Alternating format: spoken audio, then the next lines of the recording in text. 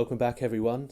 Trust you're all well during this time of uncertainty. Are we missing football? That's a question that everyone wants to know. Yes, definitely we are. It's been a month since our last video, and very much itching to get back to business. But in the meantime, a friend of the channel and a colleague in some senses, Mark Tuxford, a local reporter, has had the chance to speak to Jim Magilton. Now, Mark has sent through this footage to us to put onto our platform. In no way does this eclipse what Blue Monday did with their fantastic interview with Jim Magilton. So please enjoy it's a two-part series, 45 minutes each. Enjoy, take what you want from it, but just enjoy the life story of Jim Magilton. What was the story? What was the story in terms of your first sort of your stance with football as a very early age, from parents, whether it be grandparents or guardians, whatever it is? You tell me what your story is. Do you know what? My earliest memories is always with the ball. I can't ever remember not being without a ball, and even pictures of me, there's always a ball in and around me. So I just kind of was to run a football or a ball from a very early age, and from that, it just kind of grew. This passion about sport, being out. Back home in Belfast, rain, sleet or snow, you were kicked out of the house. Get out there, enjoy the fresh air, get yourselves out, go and play with your mates. So that was kind of way. My childhood was always around being outside and playing sport. And it didn't matter what sport, but it always obviously consisted of having a ball. Whatever shape ball it was a ball. And actually just having fun and enjoying being around my mates and really just, that outdoor type person.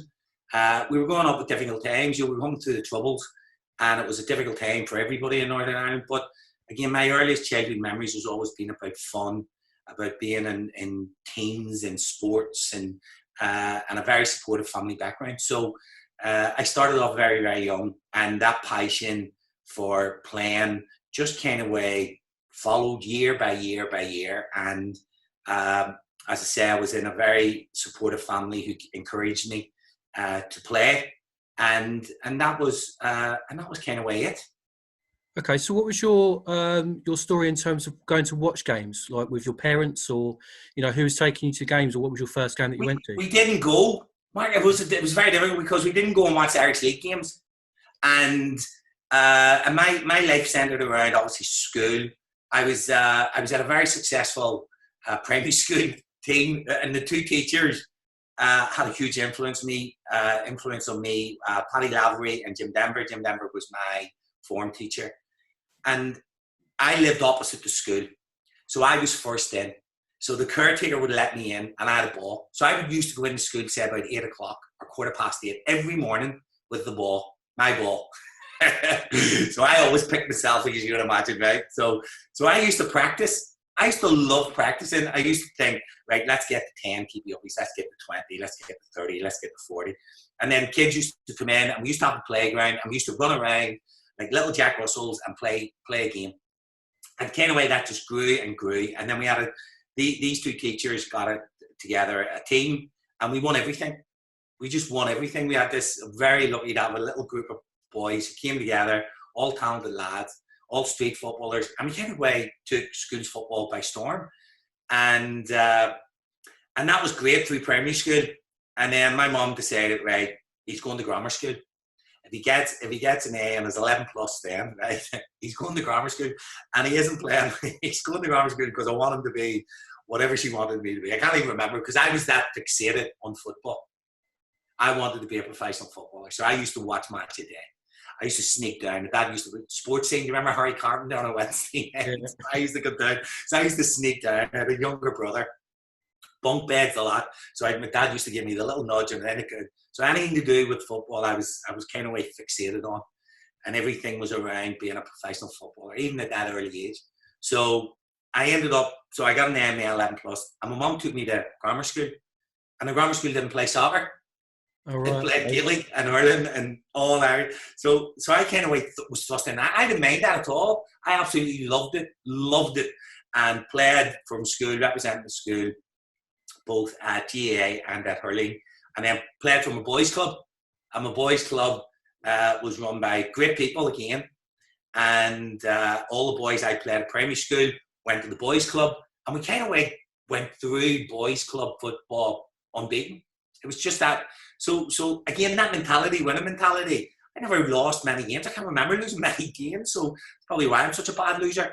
But and then through school, competitive, right the whole way through. Grammar school GAA is very competitive here, a bit like the rugby and a bit like the school soccer, but it was very competitive. And at that time, there was a lot of really good competitive Gaelic schools in the north, and that gave me an insight into competitive sport, really elite sport, even at that early age. And so I embraced all those sorts of cultures, and couldn't wait to play from school, couldn't wait to play from club. Kind of like sometimes it was Saturday morning, Saturday afternoons, and then Sunday morning was GAA, and then that whole cycle of training every day just kind of went with me. And I was never bored. I was like, I think, what will I do today? I hadn't got a choice.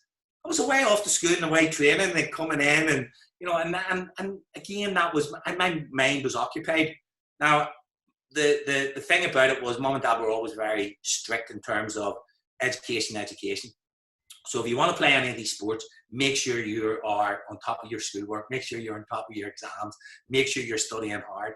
And I used to do it, not to become a brain surgeon by any such imagination, to buy me time to go and do the thing I loved. And the thing I loved was sport.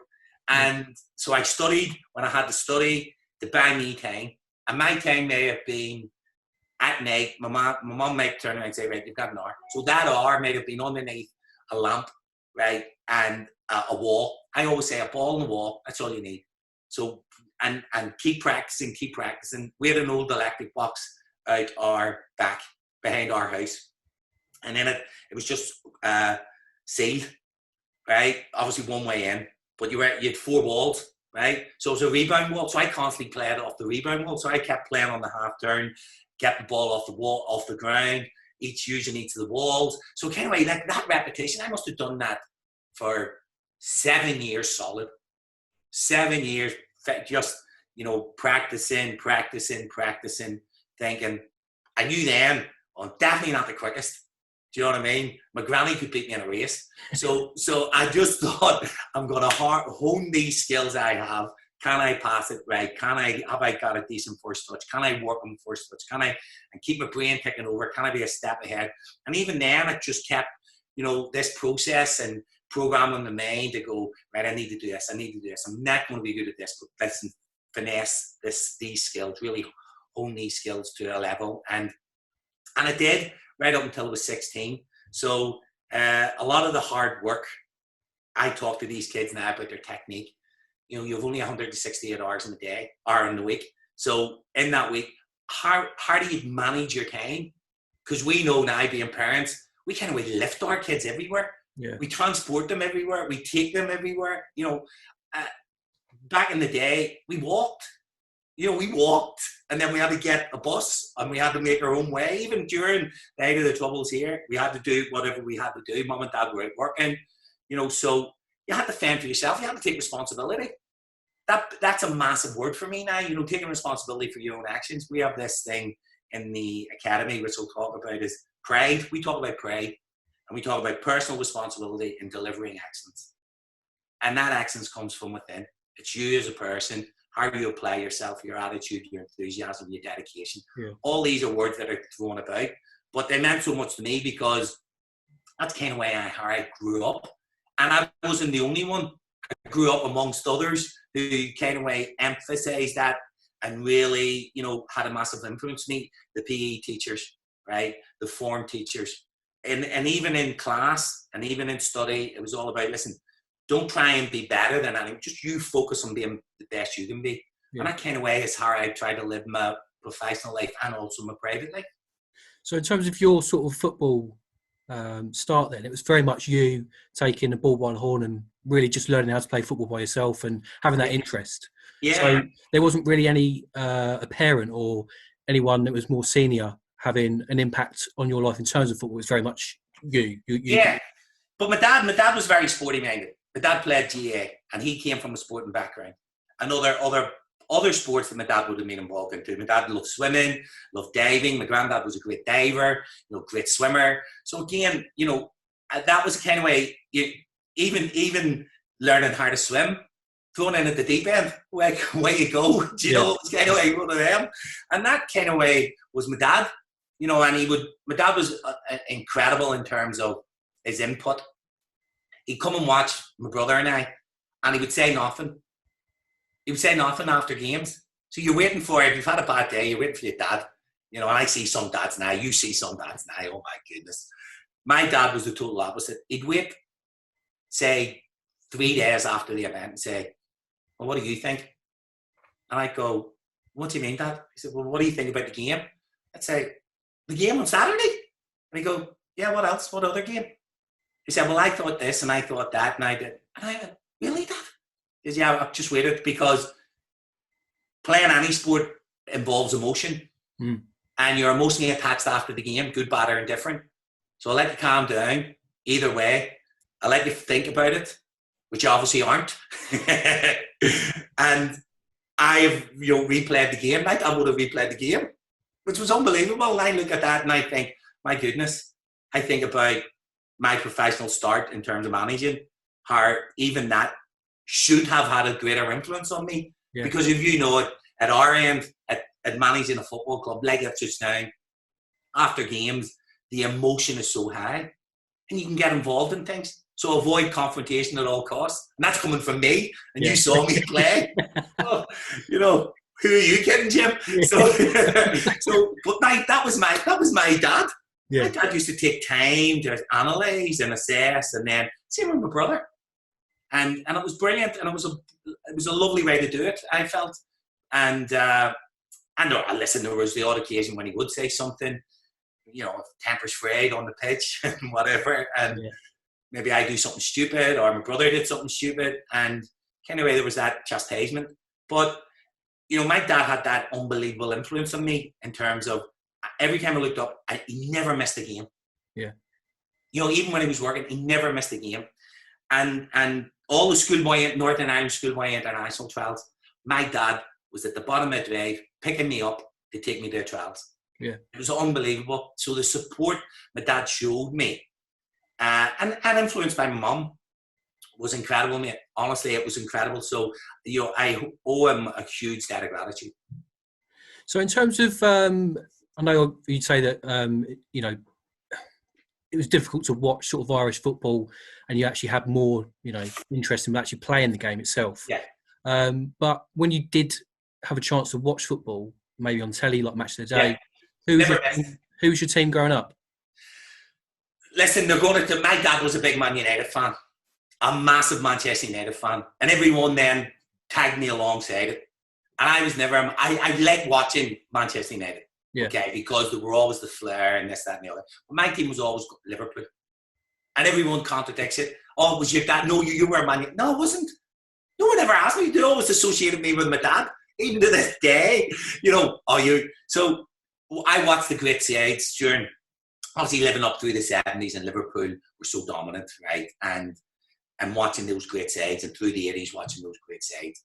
So you could only imagine in 1986 when I had the opportunity to go to Liverpool.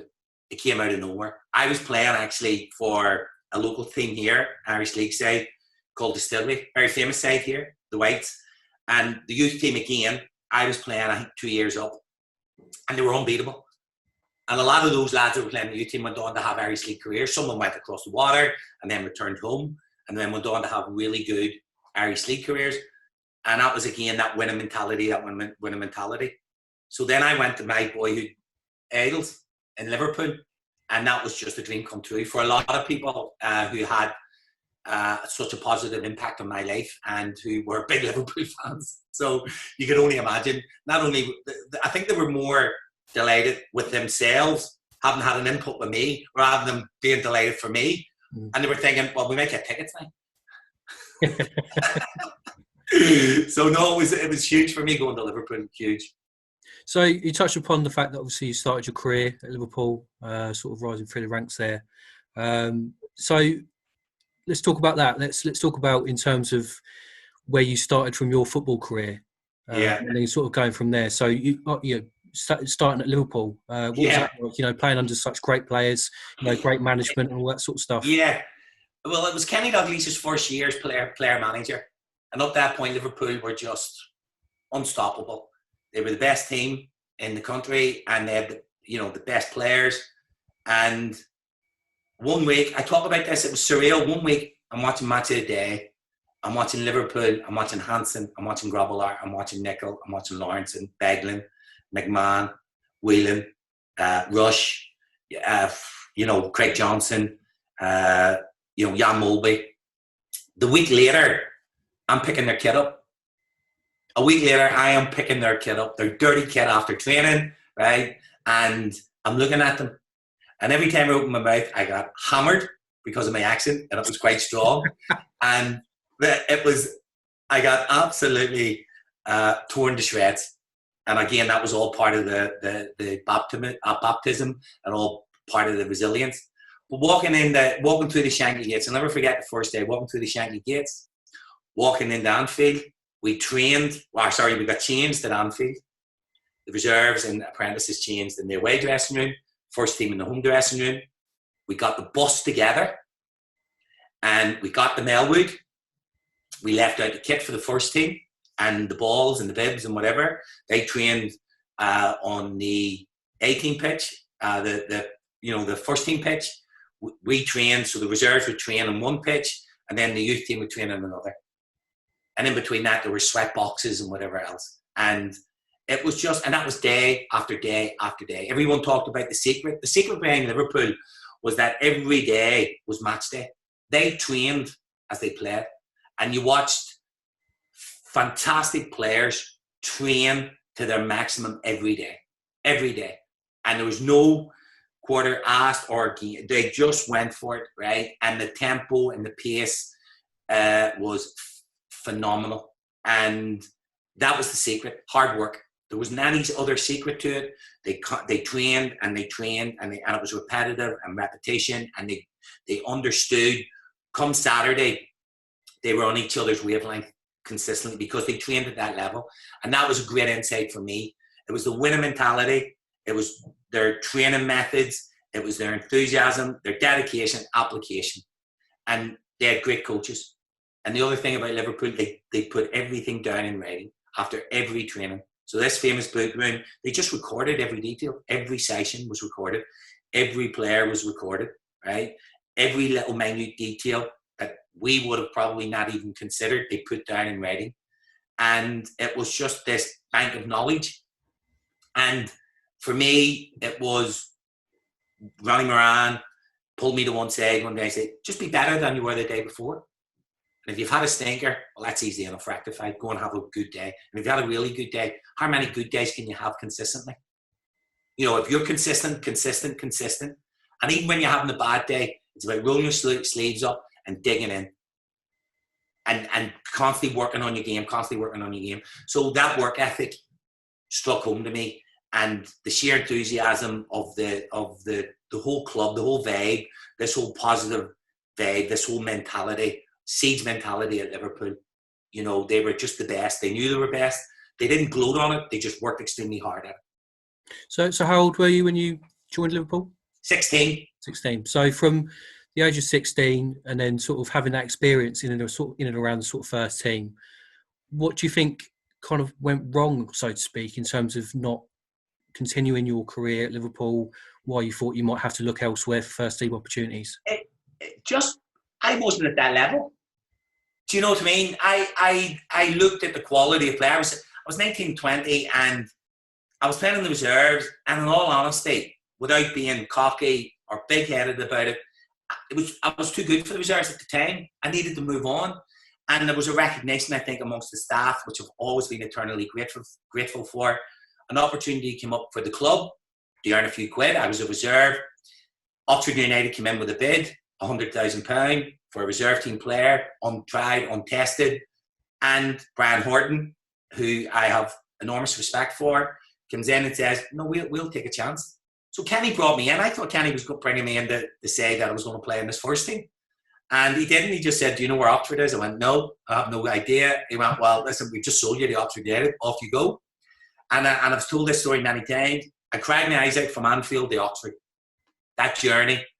But the moment I touched down at Oxford, at Headington, right next to the ground, I went into B&B that night to be close to the ground for the next morning session.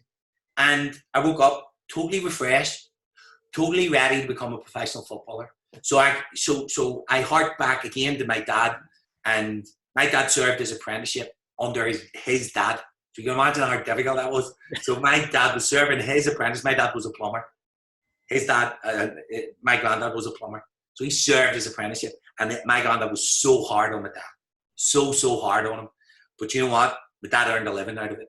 Became a very good plumber, right? I learned my apprenticeship at Liverpool. I couldn't do any more, right? I wasn't going to break into the first team. Again, to their credit, they saw that. You know, I wasn't going to either be a regular or I wasn't going to play. So there were so many good players outside of the starting 11. So I had to go and earn a living. Yeah. This was my job now. And for the first time, I realized this is my job. This is what I want to do for the rest of my life if I can. So I had to go and earn a living. And that was, and when I had a conversation with Brian Horton, he pointed that out. He said, Jim, you need to start making money in this game. Go and make money now. And you have the potential to make money. You have the potential to really make a good living out of the game. I see X, Y, and Z in you. So come with me. I'll take you on this journey and we'll see where we go. Yeah. And it was brilliant. It was absolutely brilliant. And then I went to a club again where a manager had real confidence in me. He gave me a platform to go and play. And I loved my experience at Oxford United. So is there any part of, I've heard you say in other interviews, so obviously Oxford United's a club close to your heart and stuff like that, but was there any point probably in that time where you thought, I could have stayed at Liverpool, I could have maybe just, got on the bench, and if there was injuries I might have got in the team or something like that? Is it just that Oxford was actually a good thing in the end, and it was actually... No, Oxford was a great fit, and it's a great question. It was a great fit for me. But then Kenny goes and leaves Liverpool. Yeah. And then Graham Souness came in. And then down the line, I managed... Graham Souness came to Southampton and managed me for a season. And he said to me, how do you not play at Liverpool? I said, well, I actually left. Well, I was sold. Yeah. Kenny sold me. Yeah. So as devastating as that was, I needed to go out and earn a living in the game. And he recognised that. And I said, but no regrets. Absolutely no regrets. I'm so thankful, as I say, for the upbringing in the game, the learning in the game, what I learned off the senior players there, being a part of a massive club like Liverpool. I was kept in the reserves, took that responsibility full on, loved it. And then I got an opportunity to go and play professional football in the Championship, League One, or League Two then at the time. Yeah. And it was great, very competitive, great standard, and I learned so much. So from obviously having a successful sort of period at Oxford, I believe you then went on to Southampton, wasn't it? Yeah. So talk to me about your time at Southampton. Yeah, it was madness. Oxford United drew Leeds United in the third round of the FA Cup. Or fourth round of the FA Cup. We drew at the Manor 2-2. Then we had a midweek replay at Ellen Road. Oh, what a game, what an atmosphere. Again, we took the lead. We were heading for victory in normal time. They score late equaliser, and they are absolutely pounding us, battering us. And then we had a breakaway, and I scored. And unbeknown to me, Alan Ball's in the stand. I was on the Wednesday night. Thursday morning, I had a phone call. Southampton made a bid. We're going to accept the bid, and off you pop. I went, what? So I was going from being a hero 1 minute, scoring the winner, to see you later, and you're on your way to the Dale. So I travelled down on that Thursday and met Alan Ball, met Laurie McMenemy. On the Friday morning, the deal was done. Trained on Friday, and ironically, we're playing Liverpool live on Sky on the Monday Night Football. Right. So my first game in the Premier League is against the club that sold me, right? and we won. Latif scores an unbelievable hat-trick. And whether it was intentional or not, coming off, listen, I had a brilliant relationship with the players, Ronnie Whelan and John Barnes. They were so gracious, and they were heroes of mine. Great people, loved them to death, and taught me a lot. And they were very gracious after the game. But Ronnie Moran and Roy Evans were there. Now, whether or not they were waiting on me intentionally, I'm saying they were, right? But listen, they were so gracious in their comments after the game. And that just, that was so emotional for me. And they were very kind. And we won the game. And listen, Liverpool didn't take losing well. But, that was, again, the people they are. That struck home to me. And it was just great. And that was the start of my Premier League career with Southampton. And it started off so brightly. And it was great. And Alan Ball, again, was a fan, gave me confidence. Was a hard taskmaster, but I enjoyed working with him, and again, Southampton was a fantastic opportunity for me. So, in terms of, obviously, you say there about the Premier League sort of move as well.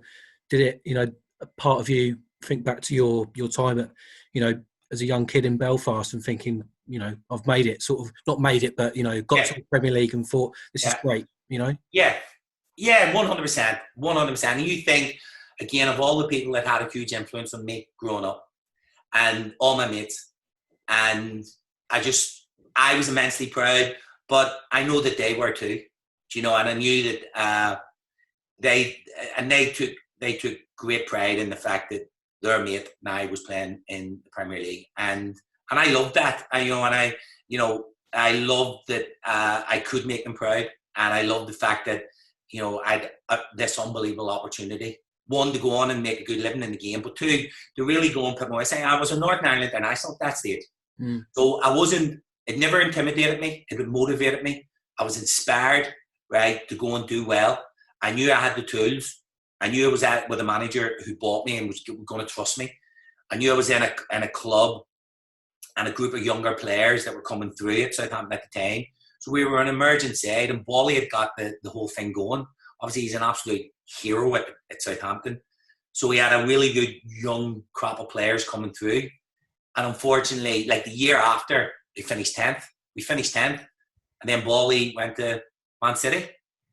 And then, then it was a series of managers that came in after that. But no, listen, it was fantastic. And it was a recognition, not only of the hard work that I put in, but also a lot of the hard work that other people who had a major influence on me.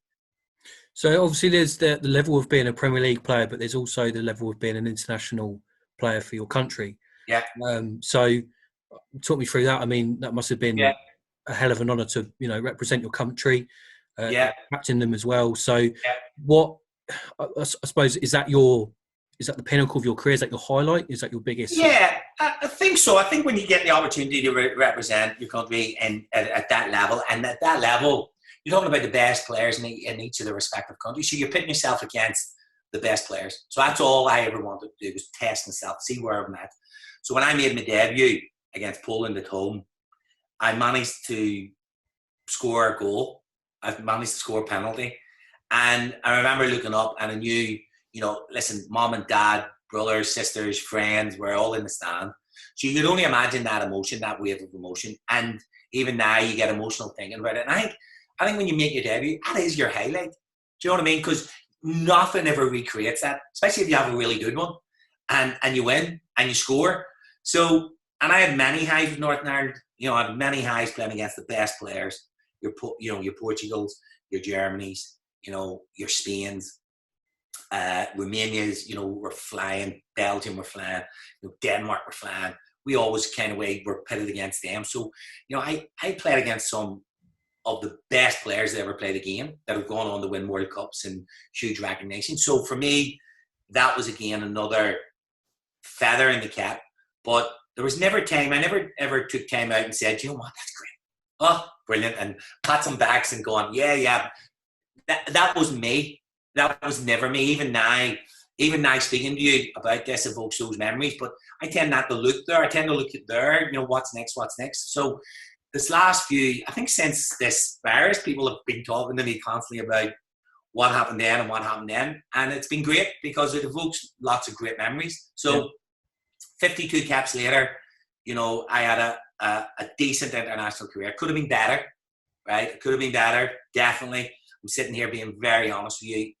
I could have done more in terms of what happened with Brian Hamilton, for example, when I didn't play, Laurie McManamy when I didn't play, and I wasn't playing at Sheffield Wednesday, though I didn't expect to get international recognition. And then Sammy McIlroy brought me back in, and then I stepped out of international football because of family, personal reasons, and that was around my boy, and who was diagnosed with epilepsy. So I kind of stepped out, and that was the start of the 10-day stints where you were away for longer periods, and I was still trying to consistently play for Ipswich in the Premier League at that stage. So it was a decision, and I don't have many regrets. That's one I regretted. I kind of I knew I was making the right decision, but I just didn't feel I should have made the decision. I should have just had a bit more time just to chill out and take it on board, and then think of what next. But anyway, I did it, and I loved every opportunity I got at the international level. It was brilliant. I loved it. So before we sort of maybe come back to the sort of international sort of stage, obviously you was at Southampton, but you then went to Sheffield Wednesday. Yeah. Is that a time in your career where it was probably the most difficult for you? Absolutely. Yeah. Absolutely. Again, I was established in the Premier League. I was established at Southampton. I was enjoying it. I was the captain. And at the time, there was kind of way, I didn't fall out with anyone at Southampton. It was impossible to fall out with anyone at Southampton. And again, my relationship with the chairman, Rupert Lowe, just come in, and it was kind of way at infancy stage, you know. But listen, the main focus every year was to make sure that the Tiz was happy and secure. And the Tiz's contract was coming up. There was a lot of speculation around. So the chairman would ring me and say, Matt's signed, and that's great. I was out of contract. So I was out of contract, and no one had spoken to me about a new deal. And he kept saying, Jim, I'll get to you. Well, it was 5 games in the Premier League season. So I was still playing and waiting on a new deal. So that didn't sit well with me. You know, I just thought there was a distinct lack of respect. I was a Northern Ireland international. I had missed many games in Premier League for Southampton, and I felt he could have done more. So is that where you thought that you had to look elsewhere? Yeah. And when there is suitors and when people are showing an interest, turn down calls to play abroad. I kind of know at this, you know, at a young family, and we were settled, so I wanted to make sure that everything was okay. And then David Pleat got on the phone and just said, Jim, listen, would you come and speak to me at Sheffield Wednesday? I went, yeah, I will. And I was during an international break, and I wasn't fit to play. I turned my ankle, and I think it was a friendly, and I couldn't go. So I was just making sure I was getting right. And then I travelled up to Sheffield and spoke to David Pleat. Really liked him.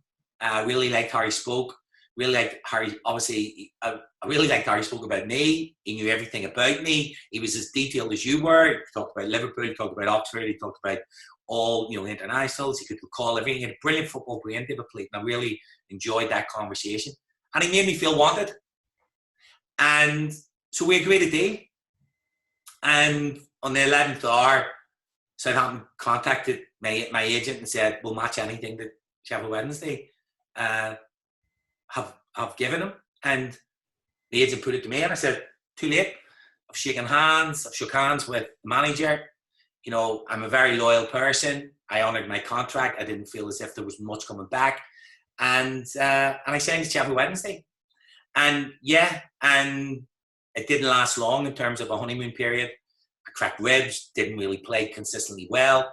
I had changes of manager. Ron Atkinson came in. Danny Wilson then came in. And for the first time, I think, in my professional career, I was 28, 29, and I was really doubting myself. Really, really had self-doubt. Confidence wasn't great. Playing in the reserves wasn't great. I tried to show a really good attitude, tried to apply myself, tried to have an influence on the younger players, but it was a difficult period. There was no question. My wife was pregnant with her second child, and there was a lot of uncertainty. And again, it was the thirst to play, the hunger to play, you know. And I remember reaching one point in the reserve game, and I kind of could have come off after 20 minutes. I just, this wasn't for me. It was travelling with the first team. I was sitting on bench. It just wasn't enough. So I remember speaking to Frank Burrows, who's a really great football man, and he was Danny's assistant. And I played with Danny for Northern Ireland, and Danny was grand, but it was kind of way, no, I've got a settled team. I'm not going to make changes. But Frank Burrows, I said to him, Frank, listen, this is not enough for me. I need to play. I won't play. He said, I know. And he kind of way knew that. And, you know, I trained well. I always had a great attitude to training. But he says, I know. He said, leave it with me. So within a week, Ipswich had come in. And he said, what about Ipswich? What about going on loan? George Burley, have a little look. So I used to go into detail, used to have a look. Okay, George Burley, team. Okay, yeah, listen, they're bang at it. They're in there, around that. I think they were third at the time. Yeah, okay. What way does he? He wants to play. Not a problem. I'll go. So it was set up, and then within hours, I think of that chat, I was on my way down to Ipswich. I was just on my way. I was going on loan till January or whatever it was, 3 months. And I thought, first game, Sunderland away. I thought, what a game that is. Yeah. And I went into the training ground, loved it. Met George, loved it, right? George, again, very enthusiastic. Sold it to me. Says, come and enjoy it. We'll give you a platform to play. Where are you fitness-wise? I don't know. I've been playing reserve team football. You know what it's like. But there was a mutual respect. Right away, I felt that he respected me. And right away, because I'd done my homework on George, I knew George as a great player. And then what he'd been doing at Ipswich. So it came away. I remember traveling down. I remember seeing the stadium. It took me an eternity to get there. And I remember seeing the stadium. I went, yeah, I like this. Just like this. I know who played there. I know the training managers.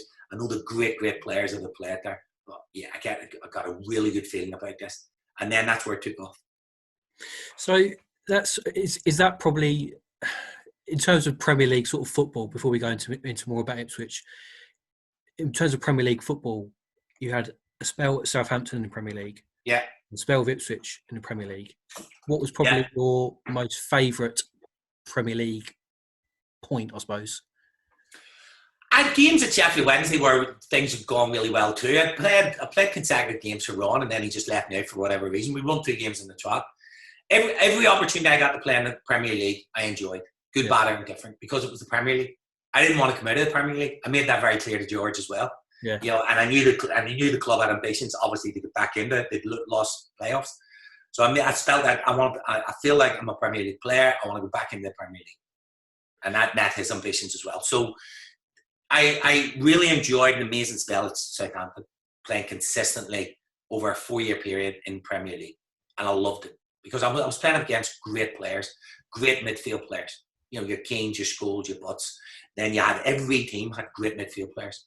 Vieira, you know, Petit, Hullet played for Chelsea in midfield, Dennis Ways. You know, you list the teams and you look at their midfield players. And obviously you look at their attacking players. Yeah. But midfield players were, you know, Blackburn at Batty and Sherwood, and Spurs at Anderton, and you know, there was just, the list went on and on. So for me to be playing in that consecutively, you know, season after season, was huge for me. So the years at Southampton obviously meant so much to me, because I valued myself as a player and I wanted to pit myself. I was always trying to pit myself against the very best players, and I was holding my own, more than holding my own, and I loved it. So just rewinding back a little bit into your time, very early sort of time at Ipswich.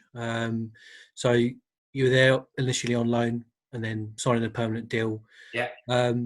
So talk me through your sort of early memories of Ipswich. Obviously the playoffs, you know, that game against Bolton, that legendary game against Bolton. And then obviously the playoff final. So what were your kind of memories from that kind of period? I remember going into the training ground. I remember, listen, this is a Premier League ground. This is a Premier League club I'm waiting. You just needed, and I was kind of way sussing out players very early on. And there was kind of way a more laid back kind of way feel. And that, you know that, right? And I thought, nah, we need to step up the intensity here. You need to know what the standard you're going into. And I had really a lot of good players. So Kieran Dyer, who's a standout, right? I had great senior players, you know, Mowbray, Venus, Stockwell, good pros, top class pros, right? Who trained properly, but they needed a different voice. They need to understand the level you had to get to. So it's okay losing playoffs, or you're okay playing a championship, right? But you need to know this is the level. So every day, like, I never let up because I was hungry, even hungrier. I wanted to prove Sheffield Wednesday wrong more than anything too. Yeah. But that wasn't my be all and end all. I just wanted to prove to myself, right, I'm getting it. Right, okay, so getting after players, younger players, showing them this is the levels. Raise your intensity. Because you want to play in the Premier League, you're going to have to. So don't just come in and like, you know, take it for granted. You need to every day apply yourself. So every day we're going to be bang at it. And if you don't like me, I don't care.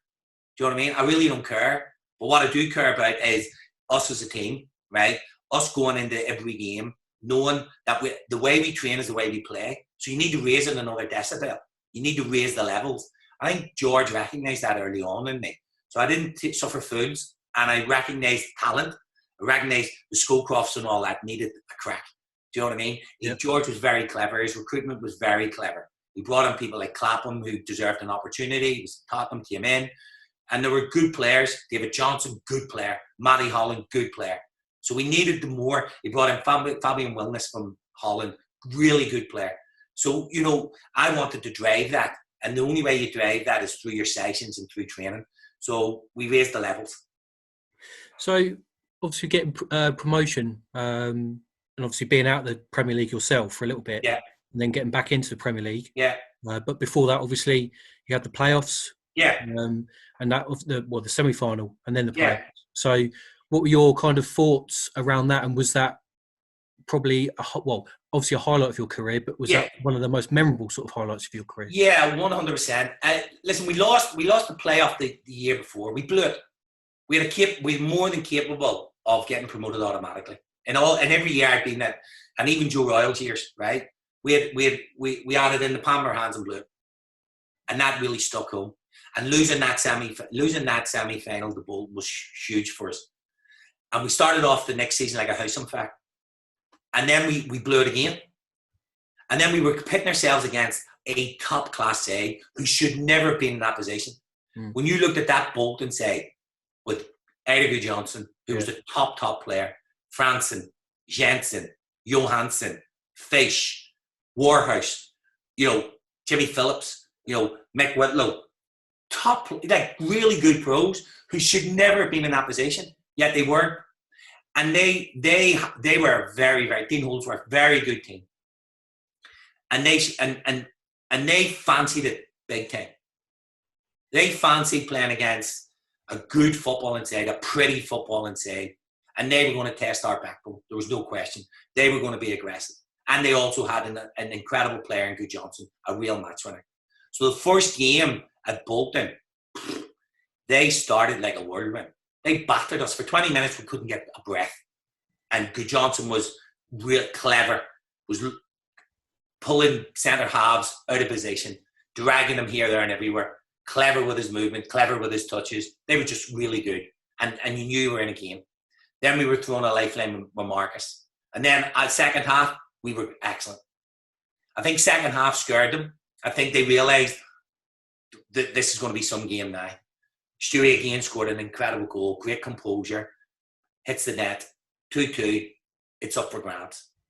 And I remember the build-up to the game, to the semi-final, the second leg.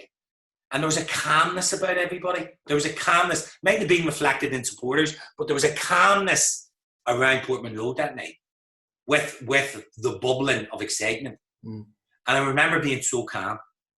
I remember being so composed, yet so focused, so clear. My thinking was so precise, so concise, so clear on what the job. I recognised their strengths. They had huge respect from our dressing room. But something that just tipped the scales in our favour, Good Johnson failed the fitness test. That, no question, aided and abetted us. Yeah.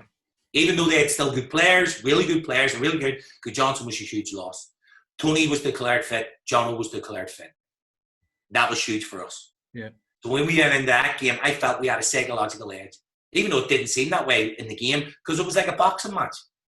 They were throwing punches, we were throwing punches. They were scoring, we were retaliating, and it was a brilliant game of football. For 45 minutes, you couldn't catch your breath.